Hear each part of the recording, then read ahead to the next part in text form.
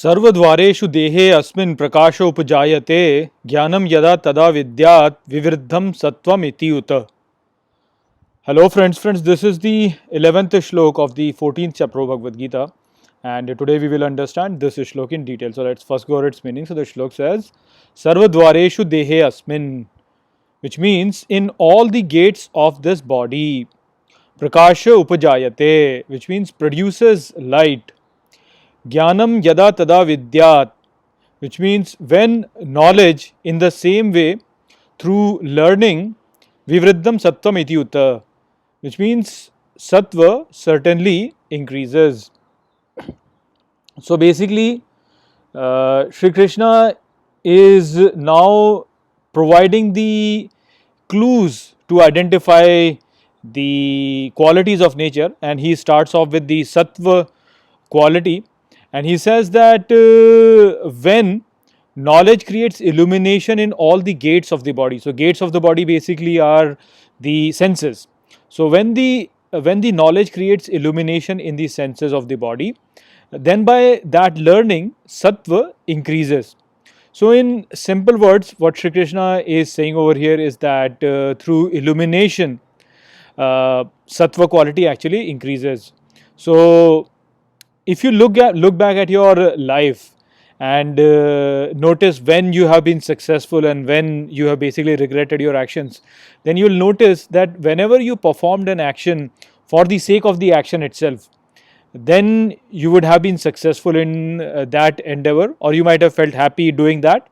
And if you acted with some selfish desire to impress others or to gain something, then whatever you would have done, you would have probably regretted it. So this basically happens because when we perform an action for the sake of action itself, then what we are doing is we are trying to illuminate ourselves in that regard. So that action is motivated by knowledge, or that action is motivated by improving the self, by improving ourselves and making us better. So that action becomes sattvic action when you perform an action for the sake of action itself. And so that brings credit to you. While on the other hand, if you perform an action with a selfish desire where you want to gain something out of it or you want to impress others, then that action is not something which is motivated by sattvic desire basically. It is something which is motivated by the rajasic desire. And so the fruit that comes out of it is also something which does not really bring credit to you. So that is what Shri Krishna is saying over here. So as an example, if say you are a student and you study for the sake of understanding your subject, so you are studying for the sake of studying itself, then you are increasing your sattva. While if you are studying say to gain more marks and then impress others with the higher marks that you have attained, then your motivation is not sattvic.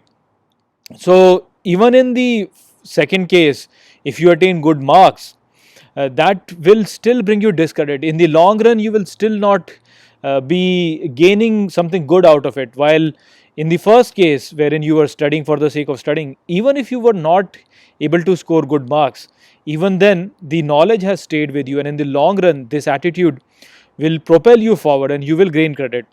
So that is basically what is sattva. Sattva basically is any action which is desired by knowledge or by improving the self or by taking the self closer to divinity. So by increasing knowledge in the self. So that action which is performed in this manner for the sake of action itself, for the credit of the action itself, that is the action which causes an increase in sattva. So that was the message of this shlok. I hope that I have explained this shlok well to you. With that, I will close this video. I will see you in the next video. Take care.